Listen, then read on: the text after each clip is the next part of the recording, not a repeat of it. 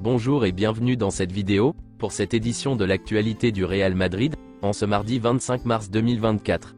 Si t'es nouveau sur la chaîne, n'hésite pas à t'abonner et d'activer la cloche de notification pour recevoir une notification dès que je publierai une nouvelle vidéo, et mets aussi un j'aime et un commentaire pour le référencement, et ainsi me soutenir. Merci, et commençons.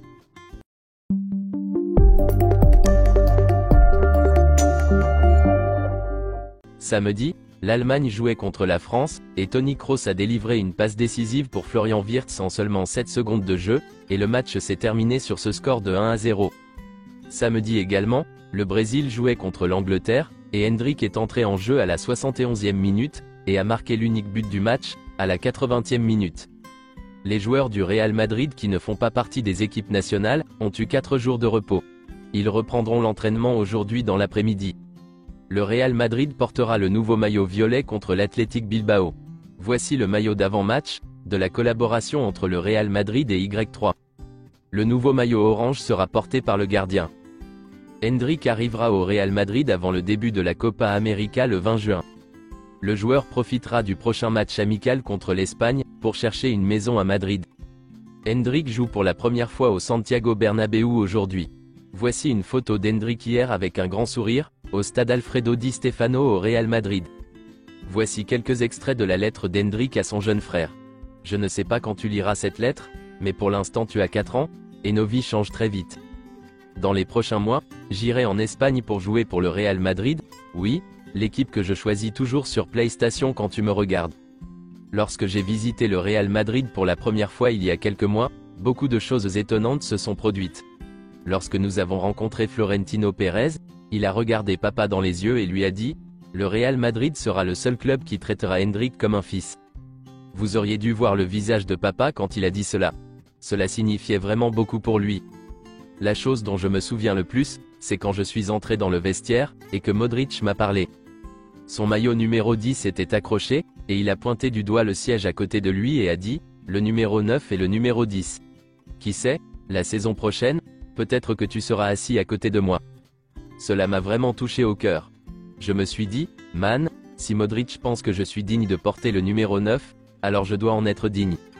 J'ai rencontré Jude Bellingham, le très bon qui marque toujours pour moi sur PlayStation, et tout le monde l'appelle Jude, alors je lui ai dit, hey Jude, pour mon prochain but, je vais célébrer comme toi.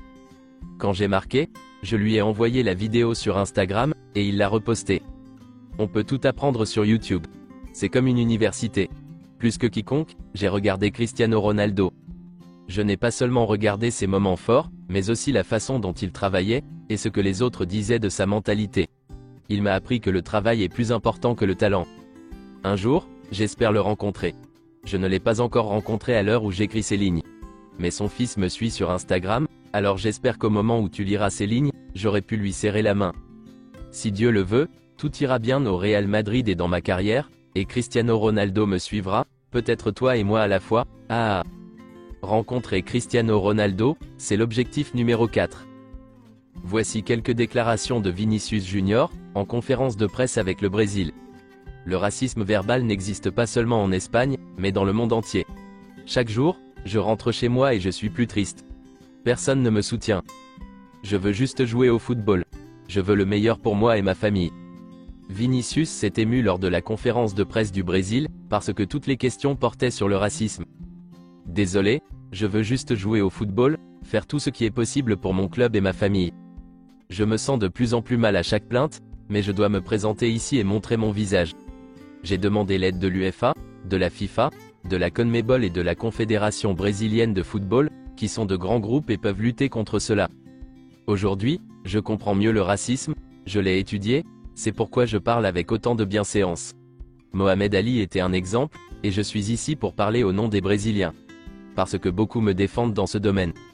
Je puise ma force dans la famille, dans les gens qui souffrent, parce que je sais d'où je viens, d'un endroit qui n'avait pas beaucoup d'avenir. Le simple fait d'être ici est déjà une victoire, que je gagne ou que je perde un match. Beaucoup de gens souffrent encore. Je n'ai jamais envisagé de quitter l'Espagne, car ce serait donner raison aux racistes. Je ne vais pas quitter le meilleur club du monde.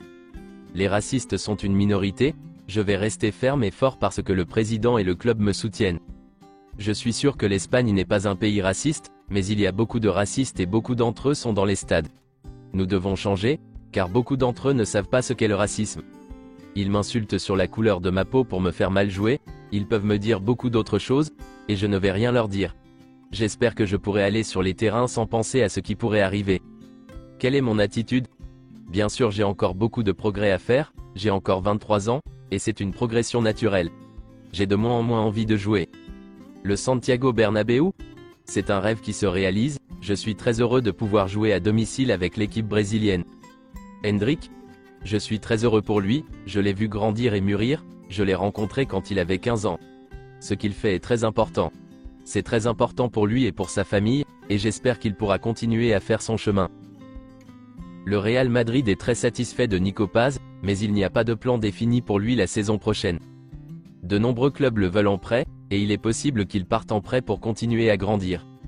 Selon The Athletic, Carlo Ancelotti est ravi de Joselu parce qu'il offre un profil unique dans l'équipe. Son adaptation et ses performances ont également convaincu tout le monde. Son cas sera traité à partir du mois d'avril, et l'on s'attend à ce qu'il reste. Lucas Vazquez est sur la bonne voie pour un renouvellement. Ses performances en tant que latéral droit ont une fois de plus convaincu Ancelotti, et le conseil d'administration, bien qu'aucune discussion n'ait encore eu lieu. Concernant l'avenir de Luka Modric, il y a encore une conversation à mener entre le conseil d'administration et Luka Modric. Il n'y a pas de précédent au Real Madrid d'un renouvellement de quelqu'un à son âge, mais ses récentes performances ont montré que sa magie n'est pas terminée, et que le Bernabéu l'aime. S'il ne renouvelle pas avec le Real Madrid, une autre équipe européenne ou la MLS sont des options qui l'attirent plus que l'Arabie Saoudite. Juni Calafat a fait son travail habituel avec le camp de Lenny Yoro. Le joueur fait l'objet de nombreuses discussions au sein du club. Le PSG est un autre club intéressé, mais Lille n'a pas de bonne relation avec Luis Campos.